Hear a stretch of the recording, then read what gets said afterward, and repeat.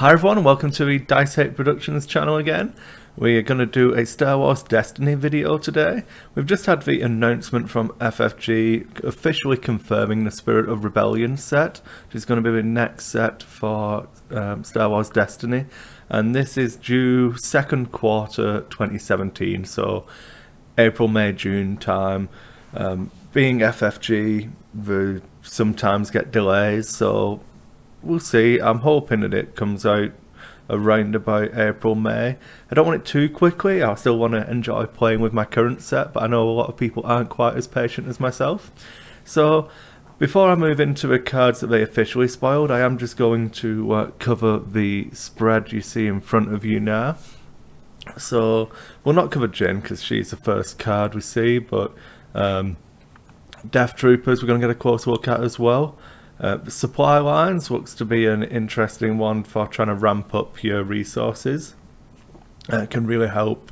It looks to be a rebel card from the picture. But yeah, ramping up those resources for getting like your flight deck, stuff like that out in an Akbar deck could be interesting. Personal shields is before attached character is dealt, I'm assuming 1 or more range damage. You may exhaust this upgrade to give a character a shield, and it's got a dice as well, so it looks to be an always on ability, and that lets you then exhaust the upgrade. But yeah, it could be interesting.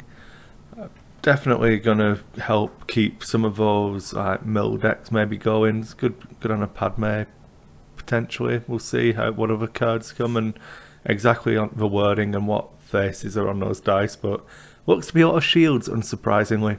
And they do talk about making the dice more reliable, so you're going to see the pattern of lots of duplicated faces and stuff like that as we go through. Then we have Shurut, the blind warrior. He has a range damage 1, a +2 to range damage, a melee damage 2, a +1 to melee damage, a resource, and a blank. He looks to have 11 health. I can't really make out behind the die face, but it's probably either a 12 or a 13 for the points cost. And then it looks like he has, you can't give him blue abilities, and then he'll have some cool abilities. So we don't know too much about him yet, but interested to see more. Then let's go on to the first full card we have spoiled, which was Jyn. She is 15 or 20 for the elite version, comes in with 11 health, obviously yellow hero. She has 2 range damage, 2 range damage, 1 discard, 2 discard, and 1 resource and a blank.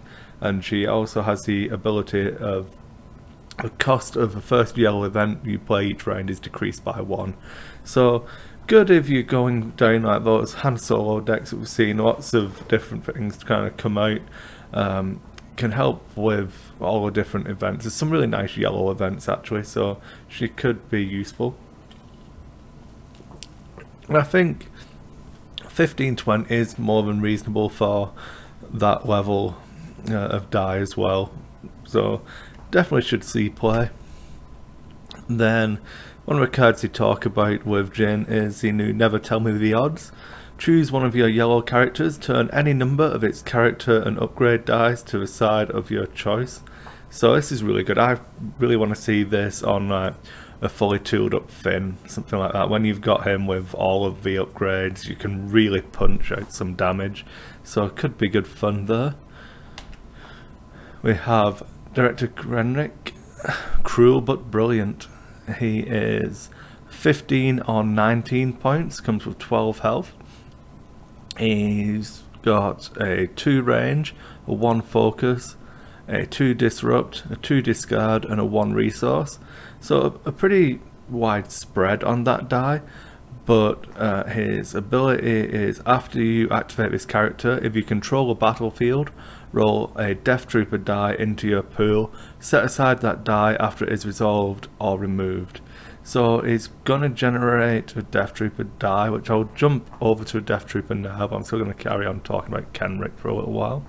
So a Death Trooper die is pretty consistent with a little bit of damage, so 1, 1, 2 and a +2 for range damage, and one disrupt, sorry. So getting to add that in if you control a battlefield is pretty nice. It's going to help push Kenric's damage up slightly. The average damage should go to around about yeah, if you control a battlefield, you should be generating at least 1 range damage. Yeah, it'd be 1 range damage on average, I think. Just trying to do quick head math. Every time you activate him while it's controlling a battlefield, and that's on the standard version, and that's relatively cheap at 15 points. But I think there's a lot of scope here to have him as the elite version. It's only 19 points, gives you 11 points to play with and get something else. I wouldn't necessarily run a second Death Trooper with him, but there's no reason. I suppose you could go standard Kenric and then 2 regular Stormtroopers, or 2 First Order Troopers. Give you a decent punch if you control a battlefield. But yeah, I'm pretty happy there. I like the fact that they're doing stuff more around controlling the battlefield as well. More cards in that nature, which really affect how you want to play. If you want to try and focus on a battlefield that's going to help you, or you're just going to keep taking it regardless. You might want a battlefield that has negative effects or something like that, so that your opponent won't necessarily want to claim it. But definitely trying to keep a Kenric deck where it's focused on getting its actions out quickly so that you can claim that battlefield before your opponent gets a chance is going to be interesting to see. Then we have the Death Trooper, which is just the standard red from this one. I think this is the first standard card we've spoiled from the set, and it is 1, 1, 2 for range damage, +2 range damage, 1 disrupt and a blank. It costs 10 points for 10 health. So it seems okay. It's not going to be one that you're going to put in. I think if you want to splash in red, you're probably still going to use a First Order Trooper, which is good. We're not making that obsolete, but it's a lot more reliable than the First Order Trooper. It doesn't cost any resources for any of its die, which is good. So it's going to have a nice steady rate of damage. Should average 1 damage per roll, but obviously it depends what you have to go with it for that +2 damage.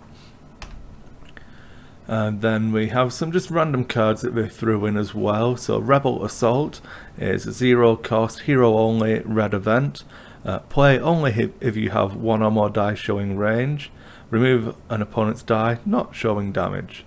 So you can basically remove its removal and control. It's good, 0 cost. If your opponent's rolled at special on force throw and you're showing a massive amount of damage on one of your die, you can just throw this in and get rid of them. But it's going to be good for controlling the specials, not much else really. It's a nice card. I definitely think it's worth playing in your deck. The cards are always there, whether you want to use them for rerolls or the actual card abilities. This would definitely make it into a red Rebel deck that I might want to play. This one I find a little bit more interesting. Your eyes can deceive you, 1 cost support. After one of your die rolls a shield, you may exhaust this support to turn an opponent's die to any side. This one again is good. It doesn't cost an action in of itself, it's just when you roll in your die. It's only 1 point, so relatively cheap, and it can synergize really well with any of the shield generation decks that you might see. So I think they talk about Qui-Gon decks specifically in the article, which I'll definitely put a link to the article in the description. But yeah, I really like this one. I think there's lots of synergies there, and I'm looking forward to see what else they have for this one. And now the big guy himself, the one you probably came to a video to watch me talk about, Emperor Palpatine, or Palpatine Galactic Emperor. So 15 health is the highest total we've seen so far. We have 21 cost for standard and 28. So this guy in regular version, just one die, is equally as expensive as Elite Vader, and he's got the abilities to back it up. He has a die with 2 range damage, 3 range damage, 2 discard, 2 shields, 1 resource and 1 blank. After you resolve this die, force an opponent to deal 2 damage to the characters distributed as they wish. So when you activate even a single die version of this, you're guaranteed to get 2 damage.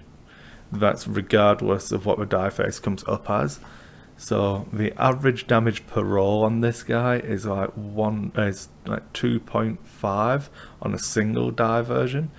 But the big thing you've got to remember is that your opponent gets to distribute this damage. So if you're playing against a 3 character deck, it's not necessarily going to help you smash someone quickly. If you're playing against a 2 character deck, you can basically, even if they split the 4, because it's still helping you because you're targeting the other one. But it's quite easy against 3 that this damage could be distributed around. The other thing to remember is that if you go up to a 2 dice version, his ability doesn't get any more powerful, and you're really restricting yourself to just a 1 character. So I'm not 100% sold on Elite Palpatine just yet from the cards we know about. I'll give you a reasoning why. At the minute, if you run him, you run him on his own, so you've restricted yourself to a blue deck, and there just isn't enough support for adds dice that aren't upgrades for blue. So your turns are going to be extremely fast, and then it's going to be sitting around hoping that you can basically just survive. 15 health is a lot for a single character, but when it's your only target, it isn't necessarily that powerful. So the cards I was thinking about, obviously you're definitely going to want double Sith Holocron with him just to ramp up the range. We'll get on to the next one as well. Just there's some decent upgrades, but like Force Lightning, which we talk about with him, is really strong. I'll cover this card now actually. So it's a 4 cost. It has a 2 range damage, a 3 range damage for 1 resource, a 4 range damage for 1 resource, and then 2 special sides, and the special reads: deal 1 damage to a character. You may remove a die showing a blank to reroll this die instead of removing it from your pool, and then a blank result. So Force Lightning is really strong, really consistent. Note it says just remove a die showing a blank, so if you can control your opponent's die, get them into blank states, then get your Force Lightning. So some of the yellow cards with ambush into this special could be really horrible, because you can control your opponent's die, get them to show blanks, and then ambush this special and just go to town, removing your opponent's die, dealing damage all around. It's going to be horrible. But the big thing is you have to actually get it onto him. Character can only have 3 upgrades, so you're looking at maybe a 5 dice Palpatine once he's set, and if you get there, I'm sure he is going to smash things. You've got a couple of cards which can help ramp up, but nothing really to actually add other dice. Like you're talking throwing in some speeder bikes and stuff like that, that there aren't really that many grey dice upgrades that aren't attachments. So sorry, supports that aren't upgrades, I should say. So I think it's going to be tricky, but definitely interesting. Other uses for Force Lightning, I mean, it's strong. I definitely see it coming in where you can obviously ramp up to your upgrades. Going Sith Holocron into this is obviously the dream, but even going through like a Force Throw into a lightsaber into this isn't too much hassle, as long as you have the resources, which Palpatine should build up if you can get him built correctly. But at the moment I'd probably edge towards doing a standard Palpatine with AN support, just to get me more. If you go red, you can add in like the a lot of the like the First Order TIE Fighter, the AT-ST, stuff like that, where you can have more damage coming out. But I'm pretty impressed. One thing you need to remember is that because Palpatine is all range, he does not synergize well with the lightsabers and like force training, stuff like that. He doesn't go well with the things that have the plus to melee damage. So unless you're going to run him alongside a raider, maybe, where you can get the gaffy sticks and stuff to help have more melee damage, it can be pretty tricky to get that curve. So I think his deck list is going to be really, really specific, which could be pretty hard to use when you're talking about a collectible game. It's going to rely definitely on what people can pull. If you've got full playsets, awesome. Palpatine will have a viable deck, I am sure, but beware, they might be a bit of a trap. Okay, I'm going to call the video there. I think that's enough of all of the destinies. Let me know what you think about the video. I'll try and do some deck list videos like you've all asked for, but I'm struggling to find good sources for all of the card art, and I don't want to be like holding the cards up for you all. So let me know what you think. If you've got a good source for the card art, let me know and I'll check it out and see what I can do. But there will be more Destiny content coming at you all, and if you like the video, please subscribe to the channel. There'll definitely be more stuff coming. Leave comments. I like to be quite interactive. If you think I'm really wrong or I'm missing some obvious combo with Palpatine, let me know. We'll have a chat about it. I might even do a second video if you convince me I'm massively wrong. But yeah, thanks for watching everyone, and see you later.